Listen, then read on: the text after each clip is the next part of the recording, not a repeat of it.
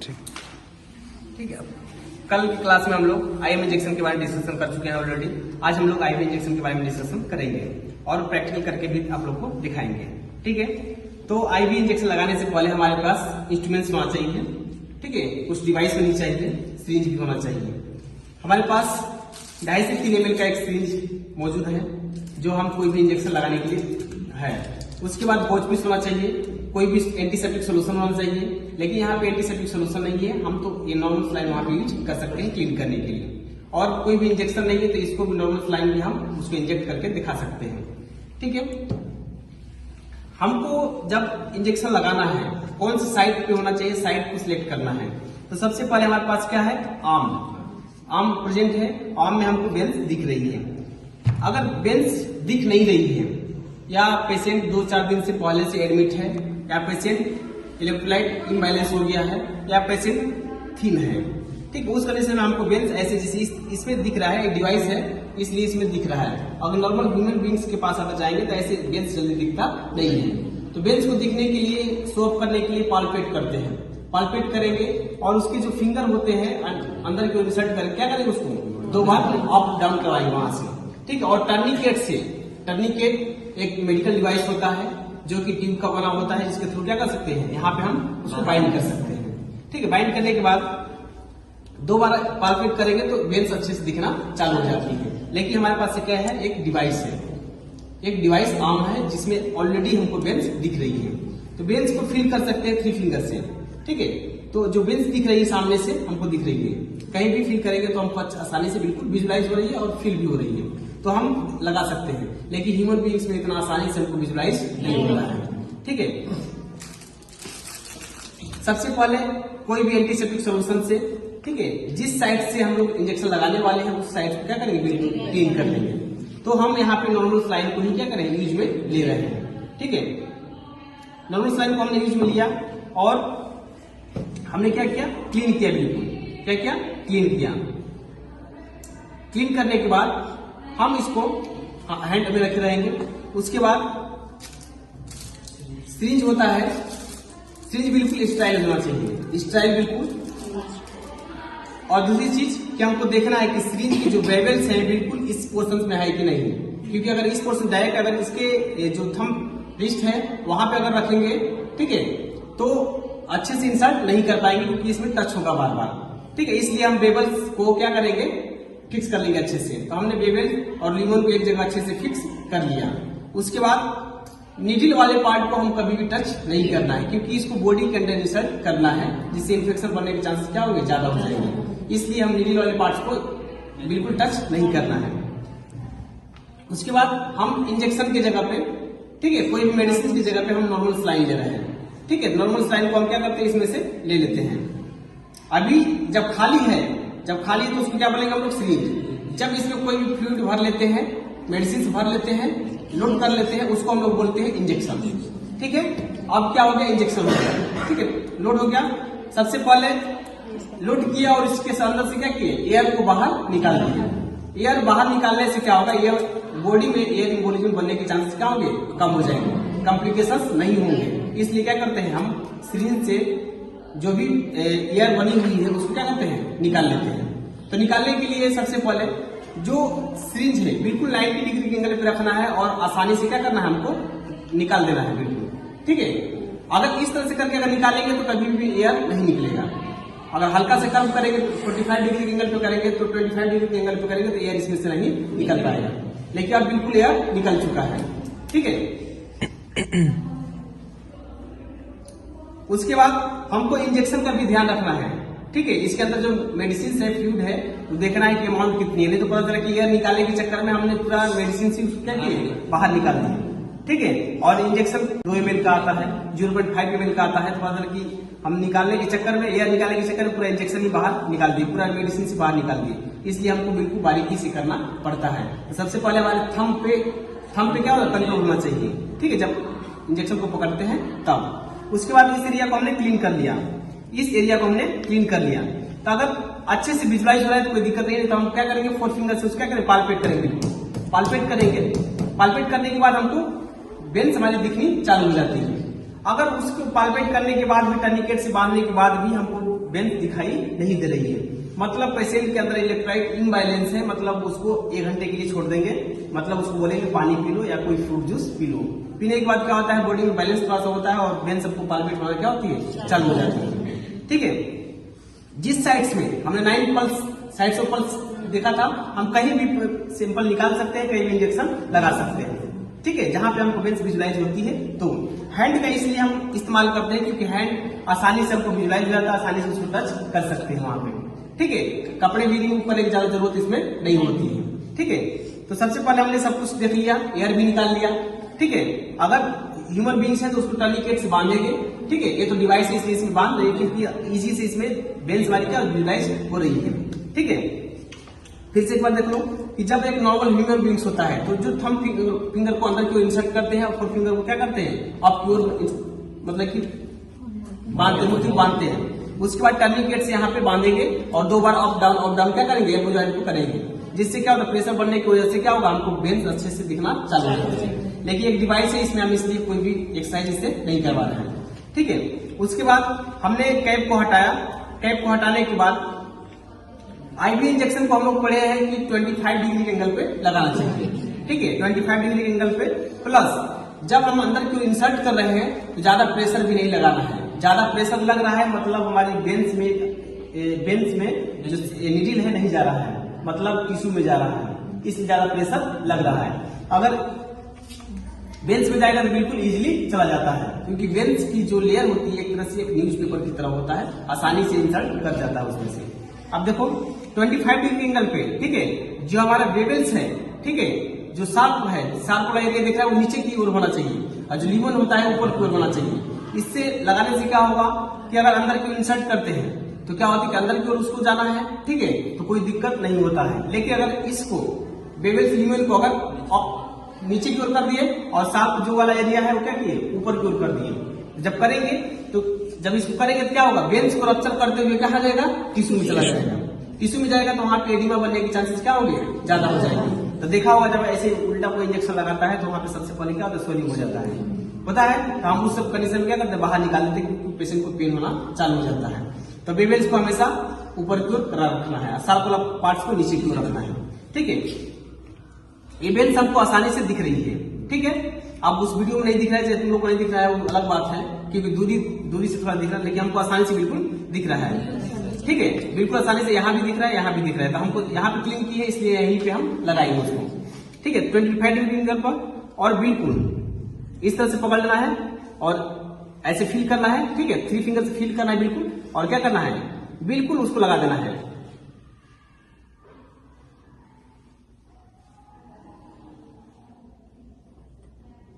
ठीक है, चला गया, बिल्कुल इजीली चला गया, इसमें कोई प्रेशर भी लगाने की जरूरत नहीं पड़ा क्योंकि डायरेक्ट वेंस पे लगा है। लेकिन अगर कहीं भी ये टिश्यू में जाता तो प्रेशर लगता हमको, प्लस पेशेंट को पेन होता और पेशेंट मतलब चिल्लाना चालू कर देता। ठीक है, उसके बाद जैसे हमने लगाया इसको, उसके बाद चेक करेंगे तो आईएम इंजेक्शन में क्या देखे थे हम लोग, उसमें से बबल्स आ रहे थे। ठीक है, तो मतलब सही लगा हुआ था, ब्लड आ रहा था मतलब गलत है। लेकिन इसमें अगर बबल्स आ रहा है मतलब इंजेक्शन सही नहीं लगा है, अगर उसमें से ब्लड आ रहा है मतलब इंजेक्शन सही लगा हुआ है। ठीक है, तो ये चेक करेंगे तो इसमें क्या है कि एक डिवाइस है, नॉट ए ह्यूमन बीइंग्स। ठीक है, it's device not a human beings, because इसमें से देख रहे हो क्या रहा है, बबल्स आ रहा है, तो मतलब समझो कि यहाँ पे ब्लड आ रहा है। ठीक है, लेकिन जब अगर ह्यूमन बीइंग्स के ऊपर अप्लाई करेंगे तो उसके अंदर से ब्लड आना चाहिए। अगर ब्लड आ रहा है मतलब हमारा इंजेक्शन लगाने का तरीका बिल्कुल सही है, राइट मेथड लगा यूज किए हैं। अगर नहीं आ रहा है मतलब रॉन्ग पोजिशन है, रॉन्ग साइड्स भी है, रॉन्ग लगाने के टेक्निक्स भी है। ठीक है, तो यहाँ पे क्या है, बबल्स आ रहा है लेकिन वहां पे हमको ब्लड आना चाहिए। अगर ब्लड आ रहा है तो हम क्या करेंगे, अंदर की ओर पुश कर देंगे, पिस्टन को पुश करेंगे और क्या होगा, हमारा इंजेक्शन आसानी से चला जाएगा। दूसरी चीज ये नहीं कि हम जब सीज लगाए हैं, ठीक है, सीज लगाए हैं तो अब लगाया तुरंत क्या किया, तुरंत प्रेस कर दिए एक बार प्रेशर के साथ। ठीक है, ऐसा बिल्कुल भी नहीं करना है, क्योंकि इंजेक्शन बहुत तरह से होते हैं, कोई थोड़ा सा हार्डली होता है, कोई थोड़ा सा सॉफ्ट होता है। अब जैसे ही इंजेक्शन हमने प्रेशर के साथ लगाया तो उसके जो वेंस में प्रेशर बनेगा और वहां पे बर्निंग सेंसेशन होगा, प्लस पेशेंट को पेन भी होगा वहां पे। इसलिए पेशेंट को बिल्कुल स्लोली क्या करना है, उसके अंदर इंसर्ट कर देना है। ठीक है, ताकि पेन ना हो सके। दूसरी चीज, अगर हाई एंटीबायोटिक है, ठीक है, तो अगर ज्यादा प्रेशर के साथ करेंगे, लगाएंगे इसको तो उसको चक्कर आने के चांसेस क्या होंगे, ज्यादा बढ़ जाएंगे। इसलिए स्लोली लगाना है, प्लस उसको पेन फील ना हो, ठीक है, कोई प्रेशर फील ना हो वहां पे, तो बोलना है पेशेंट को क्या करना है कि हल्की सी डीपली सांसें लो, ताकि माइंड को डाइवर्ट करने के लिए। तो माइंड को डाइवर्ट करने के लिए डीपली सांस मतलब ऑक्सीजन डीपली लिए और छोड़े, तो उससे क्या माइंड डाइवर्ट होगा, प्लस इंजेक्शन भी हम आसानी से लगा लेंगे, प्लस उसको ज्यादा बर्निंग सेंसेशन भी नहीं होगा, ठीक है। अगर नॉर्मल इंजेक्शन है तो हम उतना भी फास्ट नहीं देना, लेकिन नॉर्मल बिल्कुल स्लोली स्लोली उसको लगाना है। कुछ मेडिसिन होती है कि हमको स्लोली ही लगाना पड़ता है, 1 मिनट के अंदर ही लगाना होता है, जैसे कैल्शियम ग्लूकोनेट होता है, उसको 1 मिनट के अंदर ही लगाना है, मतलब 1 मिनट में धीरे धीरे बिल्कुल आसानी धीरे धीरे जाना चाहिए, मतलब 1 मिनट के अंदर वो 10 ml का इंजेक्शन हमको अंदर इंसर्ट करना है, ठीक है। या हाई एंटीबायोटिक्स है तो वो भी हमको बिल्कुल स्लोली स्लोली करना है, क्योंकि उसमें हाई पावर का होता है, हाई डोज का होता है, तो पेशेंट को फिक्स है कि बर्निंग सेंसेशन होना ही होना है, ठीक है। इसलिए बिल्कुल इजिली क्या करना है, हमको इंसर्ट कर देना है, देखो बिल्कुल ऐसे इजिली, ठीक है, इजिली। दूसरी चीज, अगर ज्यादा हम इंजेक्शन भर लेते हैं, अभी तो बिल्कुल सही है, ज्यादा इंजेक्शन भर लेते हैं, तो अगर यहां तक इंजेक्शन भर लेते हैं, फुल कर लेते हैं, तो हमको प्रेशर लगाने में क्या होती है, प्रॉब्लम होती है। इसलिए पूरा इंजेक्शन को भरना भी नहीं है, देखना है कि जहां तक हमारा एमएल मेजरिंग पॉइंट है, ठीक है, मेजरिंग पॉइंट तक ही उसको भरना है। अब ज्यादा यहाँ पे भर लेंगे तो हमको पिस्टन को प्रेस करने में क्या होगी, प्रॉब्लम होगी। तो मतलब वही है कि हम प्रेस करेंगे और जल्दी जाएगा ही जाएगा, और हमारे साथ पेन हो सकता है हमारे थंब में वहां पे। इसलिए जितना मेजरिंग पॉइंट दिया उतना ही तक क्या करना है, इंजेक्शन को लेना है, क्योंकि डॉक्टर ने उतना ही इंजेक्शन को क्या किया है, प्रिस्क्राइब करने के लिए बोला है। अब जैसे मान लो हमने 2 ml देना था, हमने 2 ml क्या किया, इंसर्ट कर दिया, ठीक है, बाकी निकाल लिए, ठीक है, क्योंकि इसके अंदर पानी भर जाएगा, इसलिए निकाल लें इसको, ठीक है। निकालने के बाद जैसे ही निकाल लेंगे तो वहां ब्लड आएगा, तो सबसे पहले क्या करना है, वहां पे प्रेस कर लेना है। कब तक प्रेस करना है, जब तक ब्लड आना बंद न हो जाए, ठीक है। उसके बाद क्या करते हैं, बाहर निकाल देते हैं, क्लीन करके बिल्कुल उसको बाहर हटा देते हैं, ठीक है। अगर हम जल्दीबाजी में कोई और काम करना है हमको, तो ज्यादा पकड़ के रख सकते नहीं, तो पेशेंट को बोल देते हैं पकड़ने के लिए, या पेशेंट एबल नहीं है, ठीक है, पेशेंट एबल नहीं है पकड़ने में, तो क्या करेंगे, यहाँ पे एक स्टिकर चिपका देंगे और थोड़ी देर के बाद उसको क्या कर रिमूव कर देंगे, ठीक है। उसके बाद कैप को बिल्कुल लगा देंगे, कैप को लगा देंगे। दूसरी चीज, इंजेक्शन तो 5 ml का आता है, 10 ml का आता है, ठीक है। डॉक्टर ने बोला कि हमको 2 ml प्रोवाइड करना है पेशेंट को, ठीक है। तो हमको क्या करना है, उस एम्पुल से वायल से 2 ml ही इंजेक्शन लेना है, ठीक है, ताकि खराब ना हो सके। अब जैसे हमने 5 ml ले लिया, 5 ml ले लिया, ठीक है, मान लो 5 ml का इंजेक्शन है, हमने 5 ml ले लिया, अब इंसर्ट करना है कितना, 2 ml, तो 2 ml इंसर्ट करके फिर उसको निकालेंगे तो हमारा मेडिसिन क्या होगा, खराब हो जाएगा, है ना। इसलिए उसको एम्पुल में रहेगा, वायल्स में रहेगा, तो हमारे इंजेक्शन खराब होने के चांसेस क्या होंगे, कम रहेंगे। दूसरी चीज, अगर इसमें एयर प्रेजेंट है तो बॉडी में एयर एम्बोलिज्म होने के चांसेस क्या होंगे, बढ़ जाएंगे, ठीक है। मतलब ज्यादा कि हमारे वेन्स को कहीं भी ब्लॉकेज कर सकता है, तो सबसे ज्यादा अगर ब्लॉकेज करता है तो हमारे हार्ट वाली कोरोनरी आर्टरी को ब्लॉकेज करता है। जब ब्लॉकेज करेगा तो हमारे हार्ट को क्या मिलेगा, ऑक्सीजन न्यूट्रिएंट्स मिलेगा नहीं मिलेगा, और क्या होगी, ठीक है। उसके बाद कैप को बिल्कुल लगा देंगे, कैप को लगा देंगे। दूसरी चीज, इंजेक्शन तो 5 ml का आता है, 10 ml का आता है, ठीक है। डॉक्टर ने बोला कि हमको 2 ml प्रोवाइड करना है पेशेंट को, ठीक है। तो हमको क्या करना है, उस एम्पुल से वायल से 2 ml ही इंजेक्शन लेना है, ठीक है, ताकि खराब ना हो सके। अब जैसे हमने 5 ml ले लिया, 5 ml ले लिया, ठीक है, मान लो 5 ml का इंजेक्शन है, हमने 5 ml ले लिया, अब इंसर्ट करना है कितना, 2 ml, तो 2 ml फिर इंसर्ट करके फिर उसको निकालेंगे तो हमारा मेडिसिन क्या होगा, खराब हो जाएगा, है ना। इसलिए उसको एम्पुल में रहेगा, वायल्स में रहेगा, तो हमारे इंजेक्शन खराब होने के चांसेस क्या होंगे, कम रहेंगे। दूसरी चीज, अगर इसमें एयर प्रेजेंट है तो बॉडी में एयर एम्बोलिज्म होने के चांसेस क्या होंगे, बढ़ जाएंगे, ठीक है। मतलब ज्यादा कि हमारे वेन्स को कहीं भी ब्लॉकेज कर सकता है, तो सबसे ज्यादा अगर ब्लॉकेज करता है तो हमारे हार्ट वाली कोरोनरी आर्टरी को ब्लॉकेज करता है। जब ब्लॉकेज करेगा तो हमारे हार्ट को क्या मिलेगा, ऑक्सीजन न्यूट्रिएंट्स मिलेगा नहीं मिलेगा, और क्या होगी, मायोकार्डियल इंफेक्शन होने के चांसेस, अटैक आने के चांसेस क्या होंगे, बढ़ जाएंगे, ठीक है। इसलिए हमको एयर बिल्कुल इसमें से निकालना है, ठीक है। थोड़ा सा भी एयर बढ़ेगा मतलब हमारे पेशेंट के लिए क्या है, खतरा है, इसलिए ये सावधानी बिल्कुल करना है, ठीक है। उसके बाद अगर इंजेक्शन लगाने समय पेन हो रहा है तो हल्की सी क्या करते हैं, वहां पे हल्की सी मसाज टाइप का कर देते हैं, ताकि आसानी से चला जाता है वहां पे। उसके बाद हमारा आईवी इंजेक्शन लगाने का तरीका बिल्कुल परफेक्ट हो जाता है, मतलब सही हो गया बिल्कुल, ठीक है। चलो, उसके बाद हमको इस सिरिंज को जैसे हमने लगाया, उसके बाद हमारे पास बायोमेडिकल वेस्ट मैनेजमेंट होता है, टर्न कोड ऑफ BMW। हम क्या करेंगे, उसको इंसर्ट मतलब कि डिस्कार्ड करेंगे। तो डिस्कार्ड कैसे करेंगे, हम सिरिंज को निकाल के करेंगे, सिरिंज को निकाल के करेंगे। सिरिंज को निकाल के करने से ये होता है कि दोनों पार्ट अलग अलग हो जाएगा, प्लस दोबारा कोई यूज नहीं कर पाएगा, ठीक है। आप उसको कोई किसी को बेच भी नहीं सकता है क्लीन करके, ठीक है। प्लस जो नीडल है, नीडल के लिए हमारे पास एक व्हाइट कलर का पंचर प्रूफ बॉक्स होता है, पंचर प्रूफ बॉक्स होता है। हम नीडल को क्या करें, वहां पे उस पंचर प्रूफ बॉक्स में डाल देंगे, और जो प्लास्टिक वाली चीजें हम क्या करेंगे, रेड वाली बकेट्स में उसमें डाल देंगे, ताकि कोई दोबारा उसमें यूज ना कर सके। एक आती है हमारे पास लॉक सिरिंज आता है, ये बिल्कुल नॉर्मल सिरिंज है। एक आता है लॉक सिरिंज। लॉक सिरिंज मतलब होता है कि जो हमारे नीडल्स है, ठीक है, हम है बिल्कुल कनेक्ट रहता है, और क्या कि पंचर प्रूफ बॉक्स में डाल करके उसमें एक कटर मशीन होती है, कटर काट के छोड़ देते हैं, बिल्कुल दोबारा कोई यूज नहीं कर सकता है। लॉक वाला सिरिंज होता है, इंटरलॉक वाला सिरिंज होता है, उसको दोबारा हम कभी भी यूज नहीं कर सकते। अगर इसको, अब मान लो सिरिंज को हमने निकाला, डायरेक्ट हमने बकेट्स में डायरेक्ट इसको डाल दिया।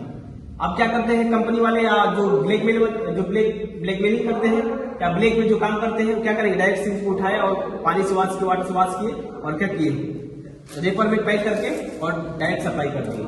तो इससे क्या होगा, इसका इन्फेक्शन, ये बॉडी में जो इन्फेक्शन प्रेजेंट था, HIV एड्स था, कम्युनिकेबल डिसीज थी, कोरोना वायरस था, HMPV वायरस था, जो भी है, इसके सिरिंज के माध्यम से, क्योंकि 0.01 ml इस नीडल में प्रेजेंट रहता है, और क्या होगा, उसके थ्रू किसी और की बॉडी में इंसर्ट हो जाएगा, और वायरस फैलने में ज्यादा समय भी नहीं लगता है, तो इन्फेक्शन बनने के चांसेस क्या होंगे, ज्यादा हो जाएंगे। मतलब एक से दूसरे में से शेयर करने से सिरिंज क्या हो गया, डिसीज भी हमारे ट्रांसफर हो जाएगी, ठीक है। इसलिए कोई भी डिस्पोजल अगर यूज कर रहे हैं तो सिंगल यूज के लिए करेंगे, एक पेशेंट एक सिरिंज यूज किए, उसका डिस्कार्ड कर दिए, ठीक है, ताकि हम इसका फिर से रिसाइकलिंग भी कर सकें, ठीक है।